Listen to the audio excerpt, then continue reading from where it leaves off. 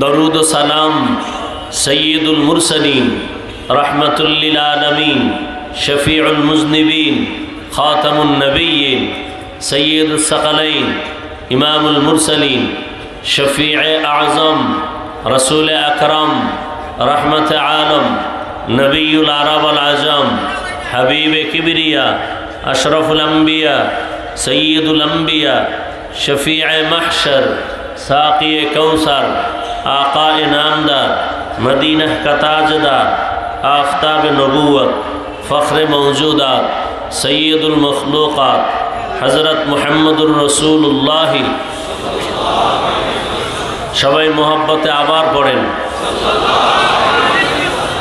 दरूद शरीफ पढ़ले लाभ ना क्षति अल्लाह सबाइके बेशी बेशी दरूदेर आमल करार तौफिक दान करें।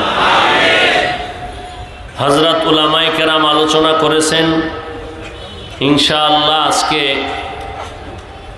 आमादेर आखिरी दुआ परिचालना करबेन हजारों लाखों मुसलमानेर प्राणेर स्पंदन रूहानी बा आध्यात्मिक जगतेर राहबर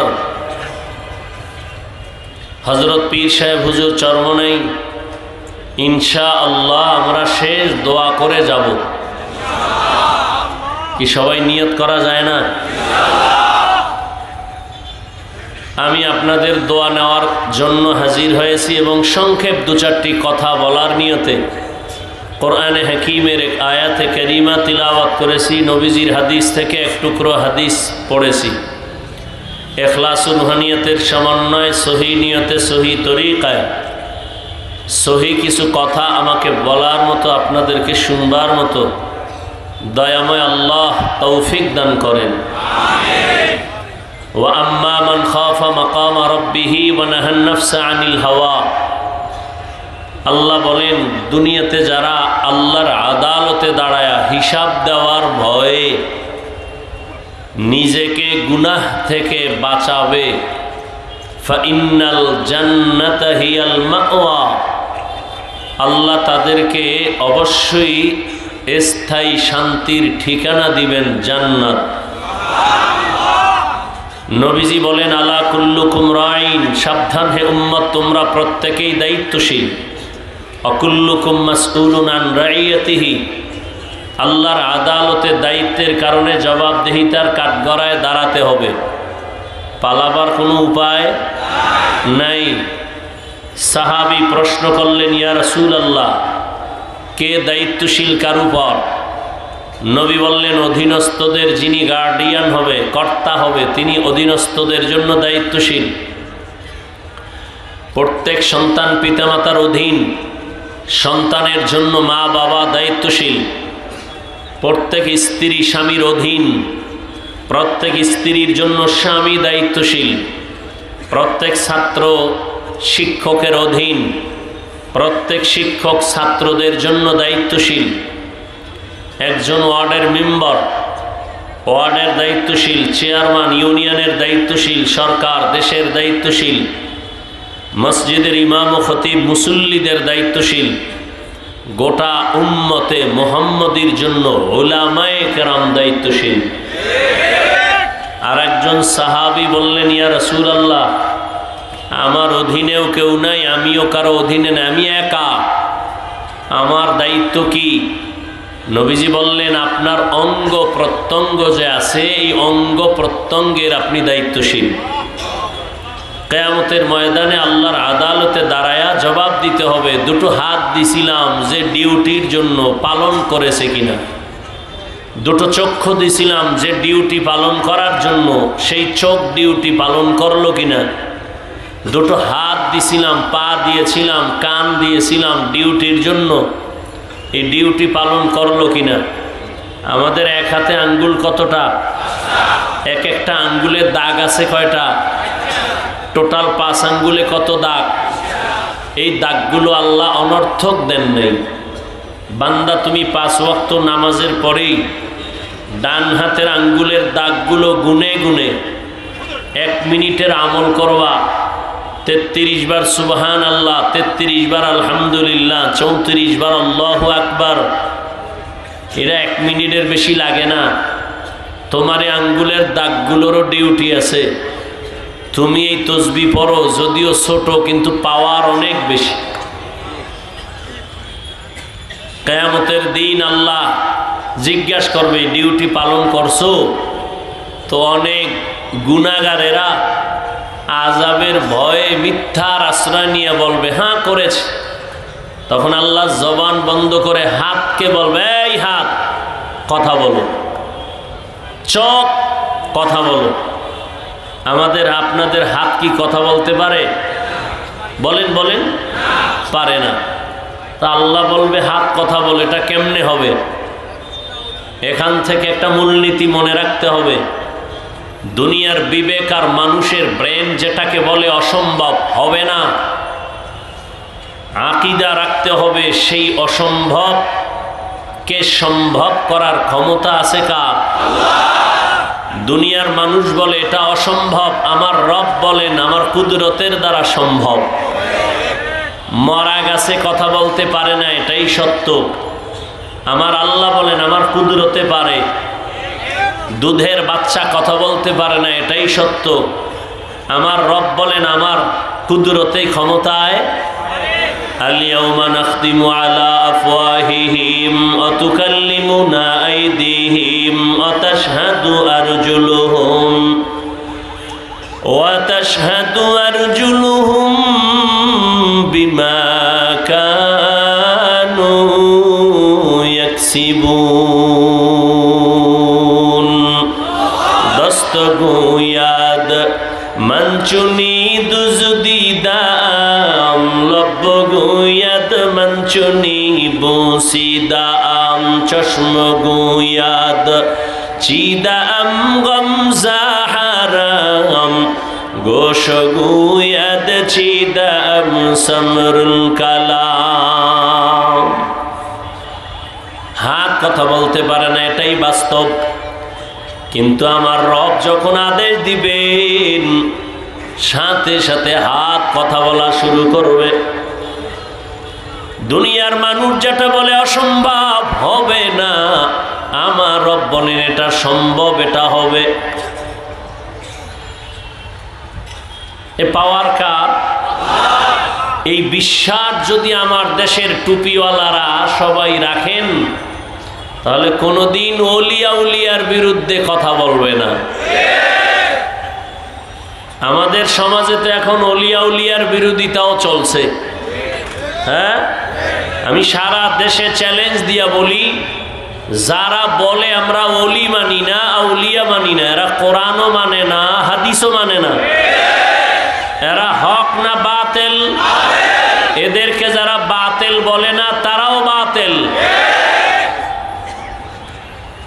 রহমতের নবী দুনিয়াতে এসেছেন, মানুষের আত্মা পরিশুদ্ধ করেছেন, কোরআনের তালিমের খেদমত করেছেন, কোরআনের ব্যাখ্যা শিখাইছেন, প্রয়োজনে বাতিলের বিরুদ্ধে জিহাদ করেছেন।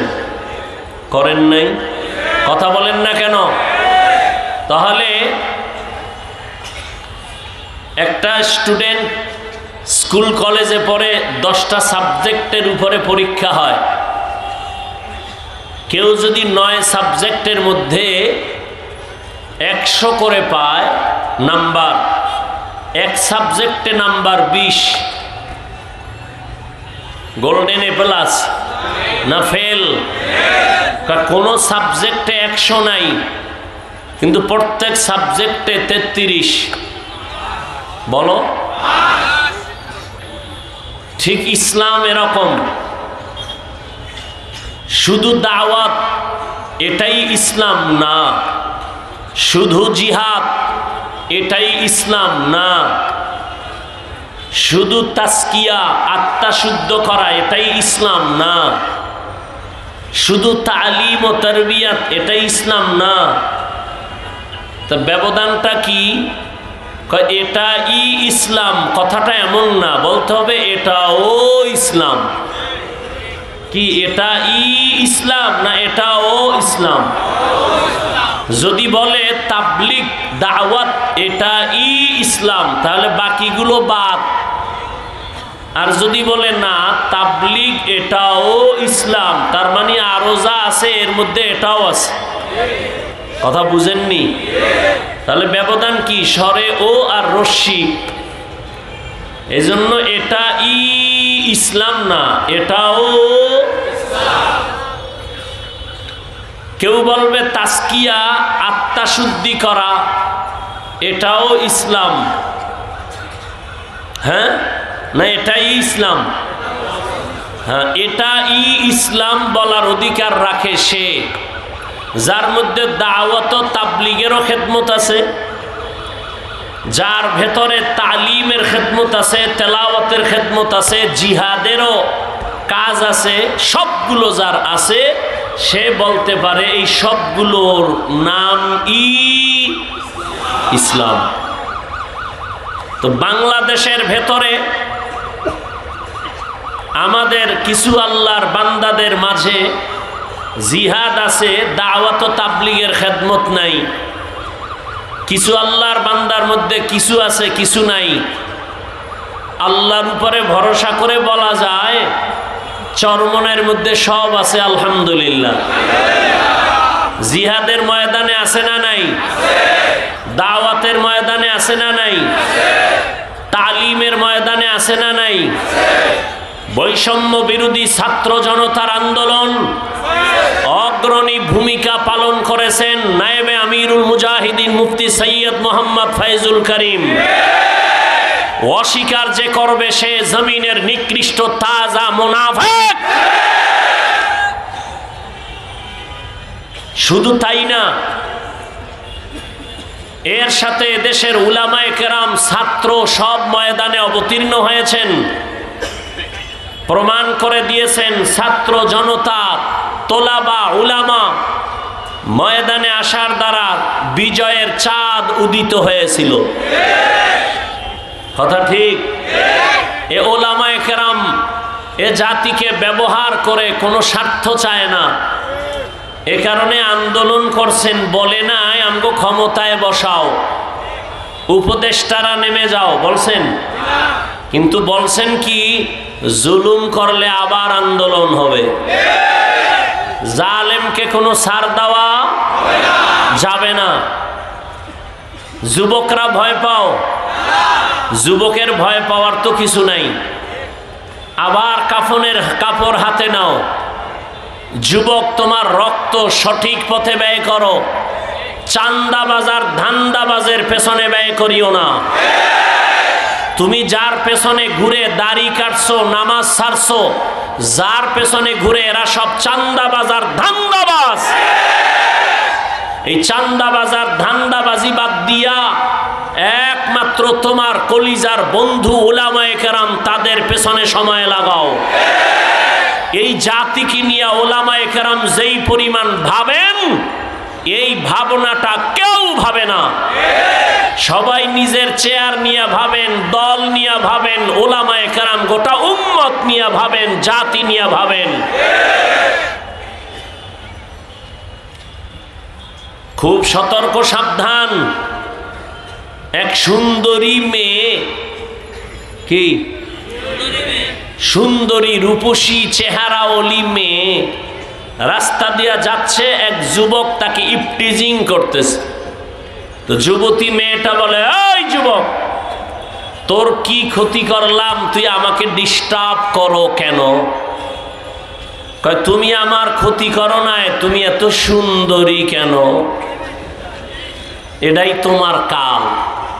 হ্যাঁ, কিছু মানুষ চরমনের বিরুদ্ধে কথা বলনেওয়ালা আছে না নাই? দাওয়াতের বিরুদ্ধে, তাবলীগের বিরুদ্ধে কথা বলনেওয়ালা আছে না নাই? কওমি মাদ্রাসার বিরুদ্ধে কথা বলনেওয়ালা আছে না নাই? কি সমস্যা চরমনাই? মানুষকে বিড়ি টানার বয়ান করে। চরমনাইওয়ালারা, কওমিওয়ালারা, তাবলীগওয়ালারা মানুষকে বেপরদায় চলার বয়ান দেয়, গাঞ্জা খাওয়ার বয়ান দেয়, মানুষের উপরে জুলুম করার বয়ান দেয়। তাহলে এর বিরোধিতা কেন? কয়, চরমনাইয়ের ওয়াজে, মাঠে ময়দানে এত মানুষ হয় কেন? কি দেখতে নারী চলন বাঁকা। হ্যাঁ, তবে মনে রাই রাখো, তাবিজ কিন্তু আল্লাহ দিয়া রাখছেন। কুল জা আল হক ওয়া যাহাকাল বাতিল। বাতি যখন জ্বলবে তোমার বাবারও ক্ষমতা নাই তুমি অন্ধকার রাখবা। আল্লাহর কসম, এই জমিনের মধ্যে যখন হকের আওয়াজ আর আল্লাহর কোরআনের আওয়াজ আর চোখের পানি আর কান্নার বয়ান শুরু হয়ে যাবে, কোরআনের আওয়াজ শুরু হয়ে যাবে, মুনাফিকেরা যতই মুনাফিকি করো এই হকের আওয়াজ কখনো নিভাইয়া দেওয়া যাবে না।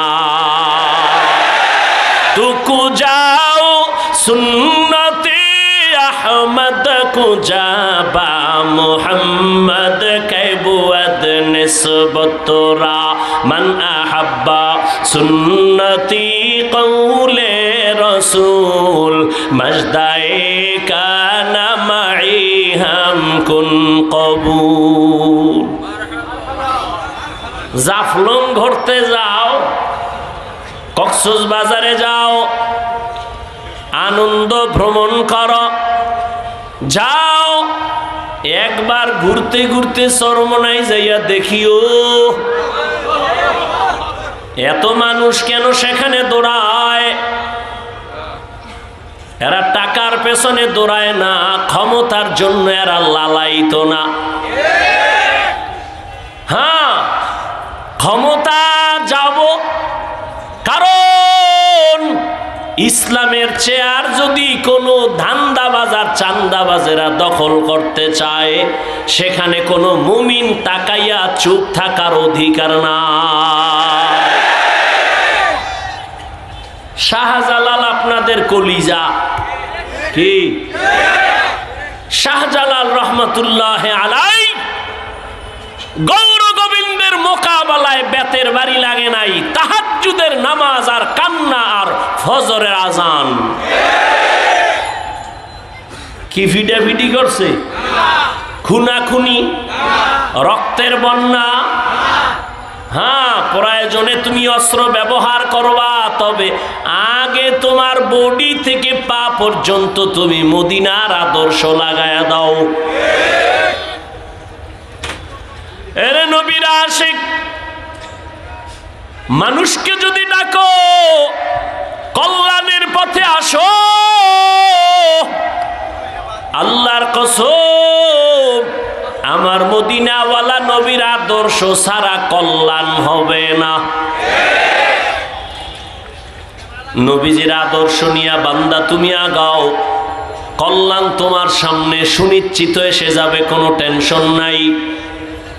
কারণ এই দুনিয়ায় যত আদর্শওয়ালা দেখো, একটু যুবকেরা জবাব দাও, নবীজির আদর্শ থেকে দামি আদর্শ আছে কার? নাই। কেউ যদি বলতে পারো হে যুবক, শেখ মুজিবুর রহমান সাহেবের আদর্শ নবীর থেকে ভালো, তাহলে আমি হাফিজুর রহমান বললাম আমি নবীরটা বাদ দিয়া শেখ সাহেবেরটা নিব। কেউ যদি বলতে পারো মদিনার নবীর আদর্শ থেকে জিয়াউর রহমান সাহেবের আদর্শ ভালো, আমি মদিনারটা বাদ দিয়া জিয়াউর রহমান সাহেবেরটা নিব, বলতে পারবানি? ওরে জিয়াউর রহমান কেন, শেখ মুজিব কেন? বর্তমানে তোমরা গণতন্ত্র লইয়া যে মরো, আব্রাহাম লিঙ্কনের গণতন্ত্র, এই আব্রাহাম লিঙ্কনের গণতন্ত্রের জন্য পাগল, কয় জীবন দিব গণতন্ত্র জিন্দা রাখার জন্য, মরে যাব, কয় মরলে কি হবে, কয় শহীদ। গণতন্ত্রের জন্য মরলে শহীদ? হ্যাঁ, ভালো করে বুঝো, এই গণতন্ত্র কি শান্তি দিতে পারছে? পারে নাই, বরং দলের মানুষের দলওয়ালারা মাইরা ফালায়। ঠিক নি? ওই যে বলছি চান্দাবাজ আর ধান্দাবাজ, স্বার্থে আঘাত লাগলেই দল থেকে নাম কাটে না, কল্লা কাটে। দুনিয়াতে আব্রাহাম লিঙ্কনের আদর্শ, মাও সেতুনের আদর্শ, লেনিনের আদর্শ আদর্শ, কার্ল মার্ক্সের আদর্শ, যত আদর্শ এক কথায় জবাব, দুনিয়ার সব আদর্শগুলো নাপাক, একমাত্র মদিনাওয়ালা নবীর আদর্শই পাক। দুনিয়ার মানুষের আদর্শ নাপাক কেন? কয় ভাত খাইয়া খায় মদ, দেমাগ ভালো, মদ পান কইরেই বউরে কয় মা, দেমাগ ঠিক আছে। মদ খাইয়েই কয় গোটা দেশের মালিক এখন আমি। বউ কয় ঘরে তো চাল নাই, এটা তো বোতলের দোষ। আর আমার নবীর পবিত্র আদর্শ কেন পাক? কয় আমার নবী নিজেই পাক। কেমন? আমার নবীর 63 বছর হায়াতে বলেও একটা মিথ্যা কথা বলেন নাই। কেমন মায়ার নবী আমার, রহমতের নবী, জীবনে কোনোদিন কাউকে একটা গালি দেন নাই। রহমতের নবী হাজারো গালি শুনছেন, কোনো গালির জবাবও নবী দেন নাই। আমার মায়ার নবী কেমন মায়ার আদর্শের নবী, জীবনে দুটো চোখ দিয়া তাকাইয়া গরম চোখে কাউকে দেখেন নাই। এমন মায়ার নবীর আদর্শ ১৫০০ বছর পরে আজ সিলেটের আলিয়া মাঠে নবীর আদর্শ মানার কারণে এই বিশাল প্যান্ডেলে পুলিশ ছাড়াই নিয়ন্ত্রণ বড় সম্ভব। हकीकत से तू दुनिया बेखबर है, दुनिया की नुमाइश पर नजर है, नमी गुयम के अज दुनिया जुदा बाश, बहर कारे के बाशी बा खुदाबाश। रहमतेर नबीर आदर्श केमन सुंदर, আঙ্গুলের নখগুলো কেমনে কাটবা সেখানে নবীর আদর্শ আসেনি। মাথার চুলগুলো কেমনে রাখবা, কেমনে কাটবা, নবীর আদর্শ আসেনি। দুনিয়াতে যত আদর্শওয়ালা দেখো, কারো আদর্শের মধ্যে নখ কাটার নিয়ম নাই। রহমতের নবীর আদর্শ এত সুন্দর, ব্যক্তি জীবন থেকে রাষ্ট্র কেমনে চালাইবা সেখানেও নবীর আদর্শ আছে না নাই?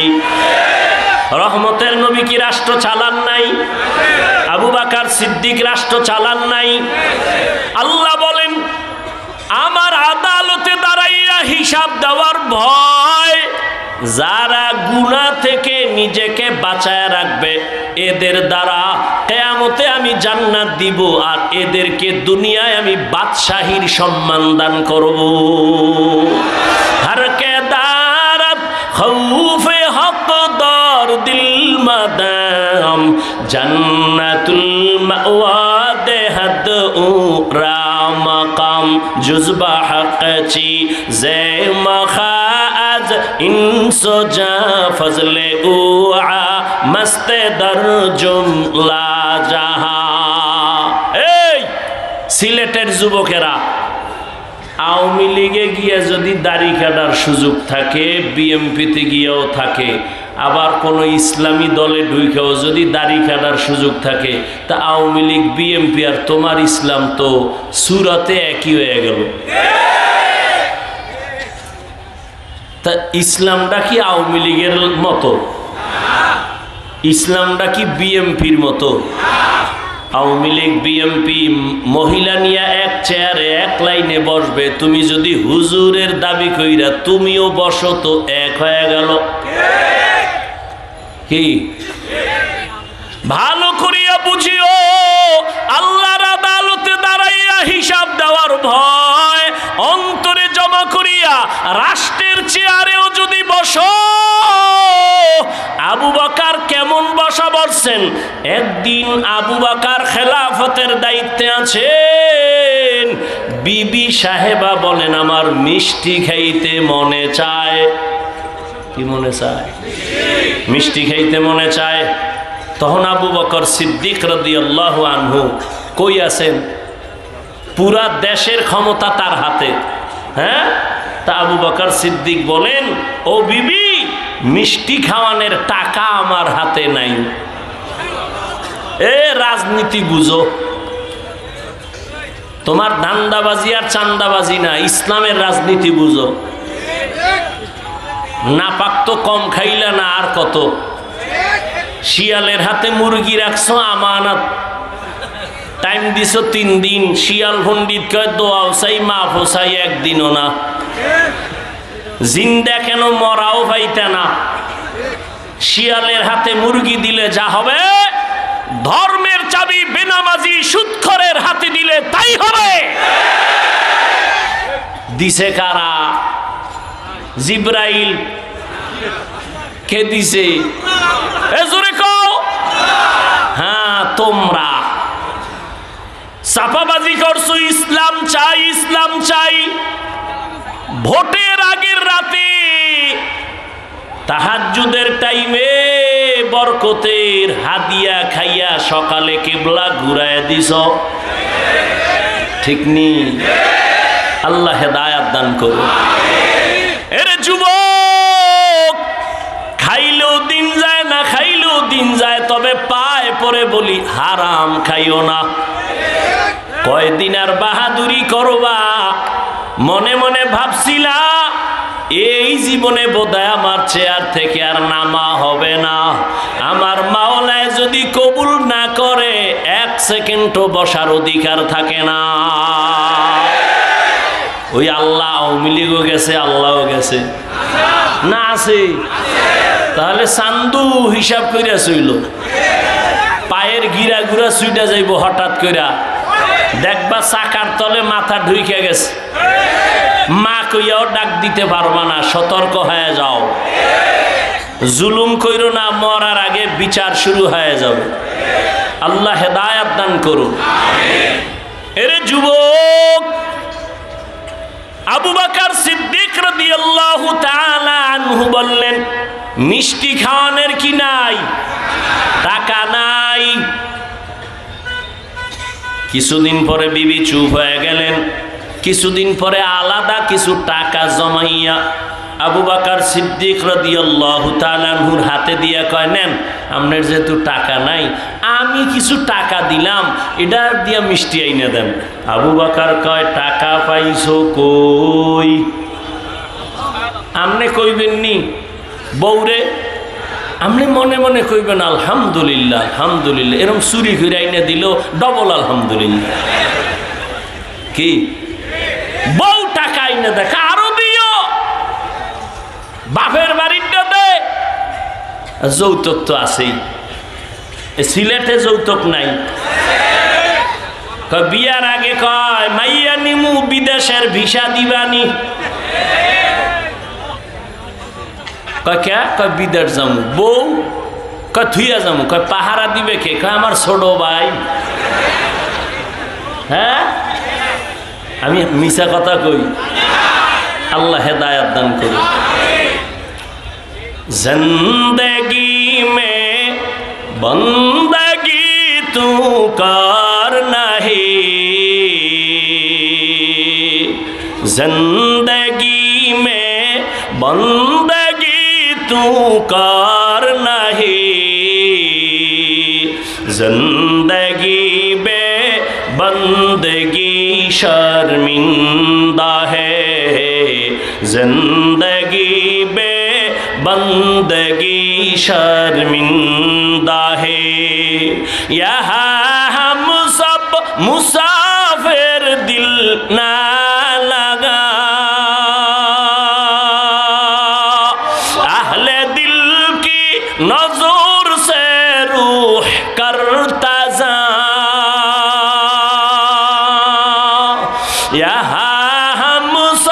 मुसाफिर दिल ना लगा, अहले दिल की नजर से रूह करता जा। शाह दौलत सब फकीर गर नेक नेहे, शाह दौलत सब फकीर गर नेक नेहे, जिंदगी में बंदगी तू कर नहीं।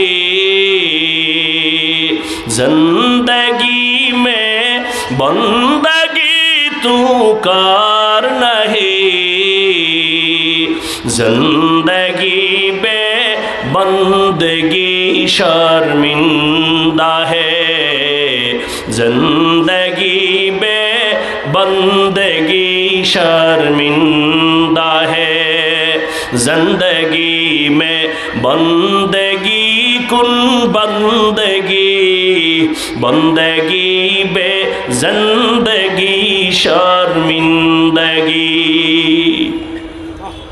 ও আমার কলিজার যুবক, আবু বকর সিদ্দিক বললেন, ও বিবি টাকা পাইছো কই?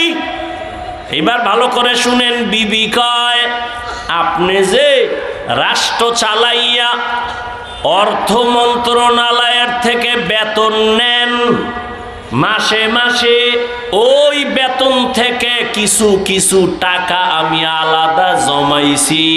এবার আবু বকর কি কয় শুনেন, আবু বকর বলে, বিবি তাহলে তো আমি বুঝলাম আমার বেতনের মধ্যে টাকাগুলো না হইলেও সংসার চলবে। এরে বিবি, আমার বেতন থেকে যদি এই টাকা না থাকে আমার সংসার চলবে, আগামী মাস থেকে আমি এই টাকা কমাইয়া বেতন নিব। হরকে দারত খৌফে হক দর দিল মাদাম জান্নাতুল মাওয়া দেহদ ও রামাকাম জুজবা হকচি জে মখাজ ইনসোজা ফজলে উআ মস্তে দর জুমলা জাহা। আবু বকর এত কিছু করলেন, ভয় আছে না নাই? কিসের ভয়? জনগণের। আল্লাহর আদালতে দাঁড়াইয়া হিসাব দেওয়ার ভয়। এত বড় আল্লাহর ভয় নিয়া বাঘের বাচ্চা হযরত ওমর খেলাফতের দায়িত্বে যখন বসছেন, যেই ওমরের দেখলে শয়তান পালায় যায়, সেই ওমর খেলাফতের দায়িত্বে আছে। একদিন বিবি সাহেবা বলে, ও খলিফাতুল মুসলিমিন, সামনে ঈদ আসতেছে, আমাদের বাজার সদায় না লাগলেও আমার বাচ্চার কিছু পোশাক লাগবে, কিনা দাও। ওমর কয়, পোশাক কেনার টাকা নাই। কি নাই? পোশাক কেনার টাকা নাই। বিবি পরামর্শ দেয়, তাহলে একটা কাম করেন। কি? অর্থ মন্ত্রণালয়ে চিঠি লেখেন, আপনি তো অর্ডার দিলেই হবে, আগামী 1 মাসের অগ্রিম বেতন যেন দিয়া দেয়। বুঝেন বুঝেন কি? আগামী 1 মাসের অগ্রিম বেতনটা যেন দেয়। হযরত ওমর বিবির কথা শুইনা অর্থ মন্ত্রণালয়ের দায়িত্বে নিয়োজিত আবু ওবায়দা ইবনুল জাররাহ রাদিয়াল্লাহু আনহু তাকে চিঠি লিখলেন, আবু ওবায়দা, আমার আগামী মাসের 1 মাসের বেতন অগ্রিম দাও। বাহক চিঠি নিয়ে চলে গেলেন। আবু ওবায়দা চিঠি দেখে কান্না শুরু করছে। আবু ওবায়দা কান্না করে কইরা তিনি একটা চিঠি লিখলেন উল্টা, খলিফাতুল মুসলিমিন আমার চিঠির জবাব দেন। বাহক ওই চিঠি নিয়ে ওমরের দরবারে আবার দাঁড়ায় গেল। খলিফাতুল মুসলিমিন হযরত ওমর চিঠি হাতের মধ্যে নিয়ে দেখে আবু ওবায়দা চিঠির মধ্যে 2টা প্রশ্ন করেছে। কয়টা? 2টা প্রশ্ন করিয়া লেখছে, এই 2 প্রশ্নের জবাব যদি দিতে পারেন আমি 1 মাসের অগ্রিম বেতন নিয়ে আমি নিজে আসব। 1 নাম্বার প্রশ্ন, আপনি যে অগ্রিম 1 মাসের বেতন চাইলেন, বলেন আপনি আগামী মাস বাঁচবেন কিনা গ্যারান্টি? আগামী 1 মাস বাঁচবেন কিনা গ্যারান্টি দেন। 2 নম্বর প্রশ্ন, আপনি যে চেয়ারে বইছেন ক্ষমতায়, আগামী 1 মাস আপনি ক্ষমতায় থাকবেন কিনা, জনগণ রাখবে কিনা, গ্যারান্টি দেন।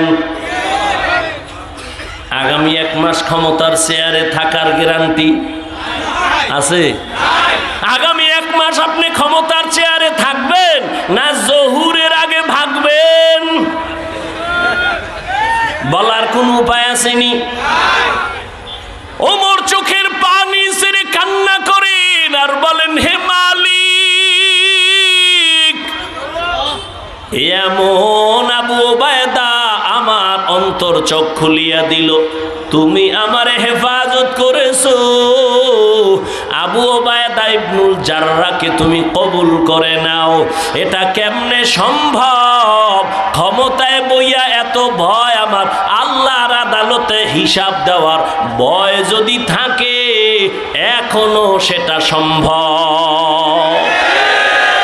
বাংলাদেশে বর্তমানে আলেম আছে চেয়ারম্যান, কথা কন, আপনাকে জানা মতে আছে না? যেমন হেদায়েতুল্লাহ আজাদি বাংলাদেশের আলোচক বক্তা, বর্তমান রানিং চেয়ারম্যান। বিবারিয়া আছে আমজাদ হোসেন আশরাফি, নাই? নোয়াখালী আছে হাফিজি হুজুরের জামাতা খালেদ সাইফুল্লাহ দামাত বারাকাতুহুম। সাইকেলে চালের বস্তা লইয়া বাড়ি যাইয়া মেপে মেপে সরকারের বরাদ্দ করা চাউল দিয়ে আসে। আলেম ওলামারা জনগণের দায়িত্ব যদি নেয়, আলেম টুপিওয়ালা পাগড়িওয়ালা তসবিওয়ালা যদি জনগণের দায়িত্ব নেয়, কিছু হবে না হবে জানি না, তবে চুরি হবে না, দুর্নীতি হবে না। সিলেটের যুবক, বাংলাদেশের বিজয়ের পতাকা, শাহজালালের এই জন্মভূমি, এই মাতৃভূমি সিলেট, শাহজালালের এই পুণ্যভূমি, এখান থেকেই বাতিলের পতন হয়েছে, হকের পতাকা উঠছে। ও যুবক, আবার রেডি হইয়া যাও, কোনো ডান নাই বাম নাই। ওলামায়ে কেরাম আমাদের যেদিকে দেখুন ডাক দিবে, সিলেটের থেকেই আবার হকের পতাকা নিয়ে যুবকেরা ময়দানে নামার জন্য তৈরি আছো কিনা বলো? নারায়ে তাকবীর!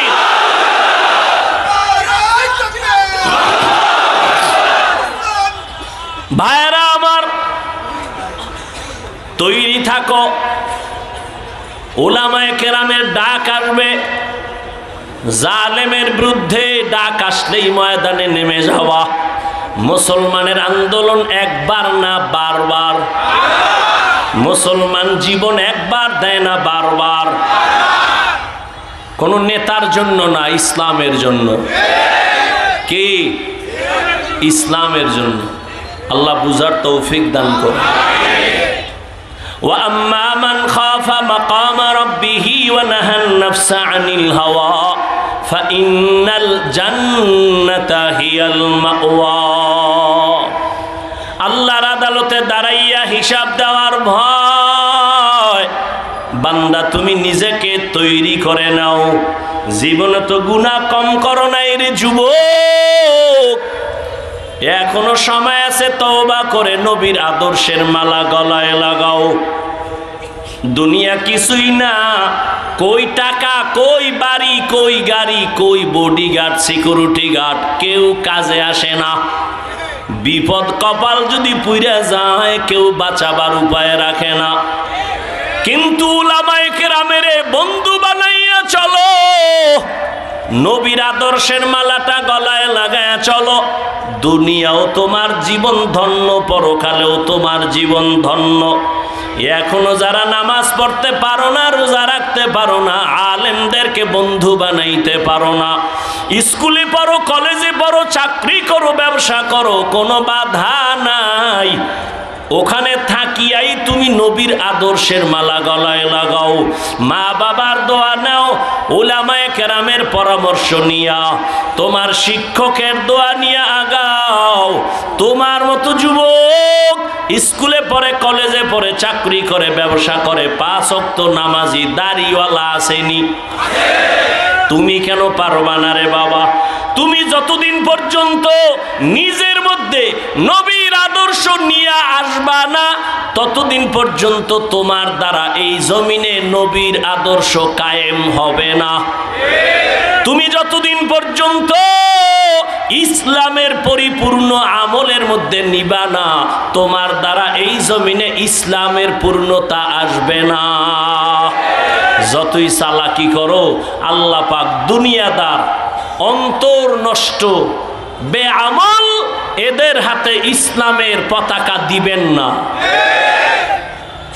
শাহজালালের মতো পাগড়ি লাগাও, হাতে লাঠি নাও, আল্লাহর মোহাব্বতের বন্ধনে নিজেকে তৈরি করো, বিজয় মুসলমানেরই হবে ইনশাআল্লাহ।